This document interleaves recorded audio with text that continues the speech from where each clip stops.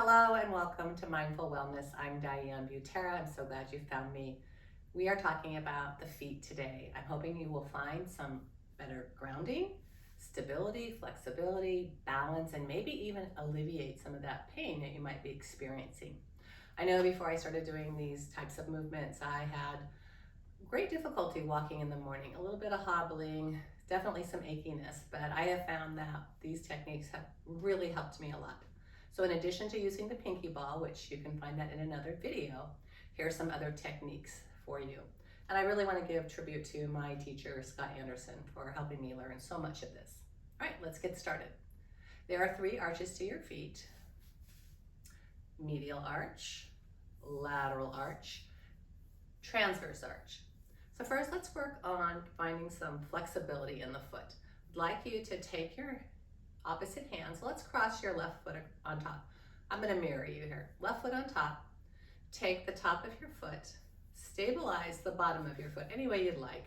So you might have to walk this bottom leg out a little bit. You might have to prop your foot up on a chair. But you're going to stabilize the bottom of your foot. I'm holding it with my hand here. And you're just going to rotate the top of your foot. I'm bringing the top of the foot back. So more of the sole is facing the ceiling. Then I'm rolling it the other way. It's just the top of my foot that's moving here. Create some suppleness here. Can you see that? Rolling it back and forth, just the top of the foot. Now we're going to stabilize the top of the foot. This one's a little trickier because you don't get as much mobility here. But you're going to roll the bottom of the foot up and down. So the heel is moving up and down without moving the top of your foot. Not quite so much mobility here, but do your best.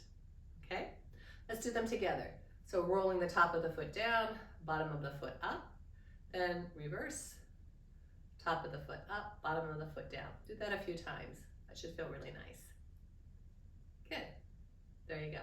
Do this as long as you'd like, but right now we're just doing it for a short period. Stand down, put your foot down, close your eyes, and just notice how that foot feels. Okay, let's do the other side, crossing over the other side again. If this isn't comfortable, walk your bottom foot out or prop your foot onto a chair. First, we'll start with holding the bottom of the foot and bringing some movement to the top. So you can see I'm rolling the foot up and rolling it down.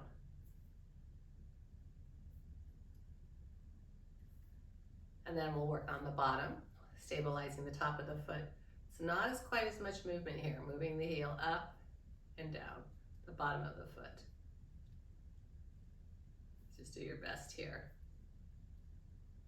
And then opposite, roll the top up, bottom down, top down, bottom up. Do that a few times. Okay, that's just our little warm up here. We're going to come to standing now. So if you have a chair that you'd like to hang on to, keep it close by. Otherwise, you can move it out of the way. You might want to have this chair nearby. We're going to use visualization. Visualization is incredibly powerful, and the more we do it, the better we get at it. So stand in Tadasana, mountain pose, as we call that in yoga world. Feet are pretty close together, maybe 2 inches apart. Arms by your side. Rock your weight forward just a little bit and back a little bit. Forward and back, and then land so you feel you're centered right over that medial arch, like that. And then 2% forward. That's not much, just 2%. Good.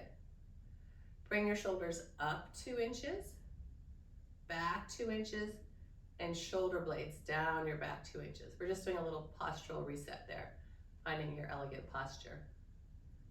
Good. You got it. Now place your awareness on your right big toe and stretch your right big toe forward. Keep all your toes on the floor.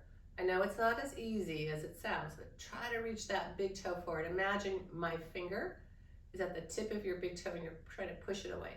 Stretch your big toe to the top of the mat. You're working on the right side. And now stretch the inner heel of the right foot back behind you. Inner heel, stretch it back. Keep going with stretching the big toe forward. Don't lose that intention. and reach the inner heel back. I know it's a lot of work. Keep it going. You got it. Try not to tuck your tailbone here, and hopefully you're breathing. Reach your pinky toe, right pinky toe, stretch it forward. Oh, just reach it forward. You're gonna get it to the top of the mat, and the outer heel back. Lots of work going on here. Big toe stretching forward, inner heel stretching back. Pinky toe reaching forward, outer heel reaching back. Can you feel that lift of the medial arch? We're enlivening the arches of your feet. You've got to get to the transverse arch. Broaden across the top of your foot. Get really broad across the top of your foot. Pinky toe to big toe. As broad as you can. And then let go of that effort. That's a bit of a relief. Let's go to the other side. So if you already did the right foot, do the left foot. Bring your awareness. You can close your eyes. You can have your eyes open. Balance is a little better with eyes open. Reach your big toe forward. You're on the opposite foot now. Stretch it forward, reach it forward. All the toes are on the floor. Inner heel back. Reach it back, back, back, back. Big toe stretching forward, inner heel reaching back. Keep that going. Reach your pinky toe forward, stretch it forward, outer heel back, and then broad across the top of your foot. Can you add your right foot to this? Big toe reaching forward, inner heel back, pinky toe forward, outer heel back. Feet are really lively, awake. Relax your tailbone. Let your lower ribs relax towards the floor, and then let it all go. So this is a great way to get out of orthotics. If you have flat feet, boy, did this help me out a lot. So give it a try. We're going to add on to this. I'm going to do something that's going to also help you with your gait, with your posture, with that ankle mobility, and even with your hip flexors, your psoas muscle. All right, so standing, hands on your hips. You're going to take a small step back. I'm going to turn to the side so you can see how small of a step it is. It's a very modest step back, landing on the ball of your foot, like this. And then put your heel down, and when you put your heel down, the heel is behind the toes. What do I mean? I mean it's not turned in. If you take too big of a step, you probably won't be able to do that. Simply transfer the weight from the back of the foot to the front of the foot, like you're taking a step. Spring off of your back foot and come forward. Do that a couple times. All your toes stay on the floor. This is the psoas walk, taught to me by Scott Anderson. I do this a lot. I think it's really helpful for people with their gait, with their ankle mobility, with releasing their psoas muscle. Spring off of your back foot, just transfer the weight, come forward, and notice if you are leaning forward or coming up. So if you notice, I'm just coming straight forward, as if I had eyes on my hip sockets. This is my center of gravity, coming forward.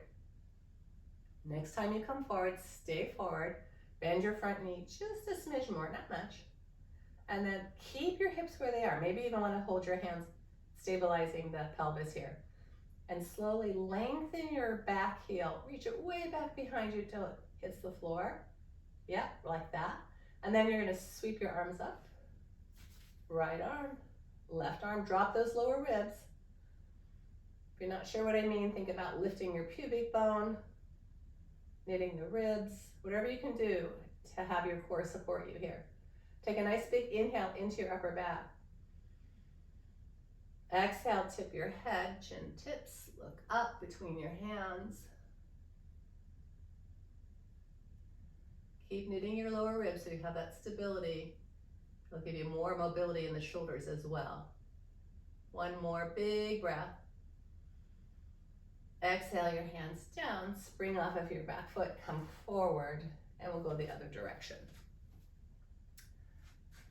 Stepping back with the opposite foot, small step back, land on the ball of your foot. Release your heel behind the toes, keeping your center of gravity right here rather than pitching the head forward. Come forward, springing off the back foot. Just transfer the weight from the back of the foot to the front of the foot.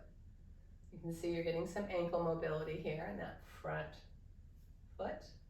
The back knee can either bend or stay straight. It doesn't really matter. But I really want you to focus on not leading with your head. Head likes to lead, doesn't it? Next time you come forward, stay forward, bend that front knee just a teensy bit. Pelvis stays right where it is. Hold the hips there.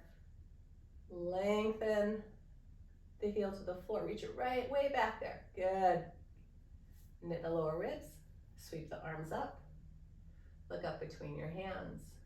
Find that nice big inhale into your upper back. Complete exhale. Do that a few more times.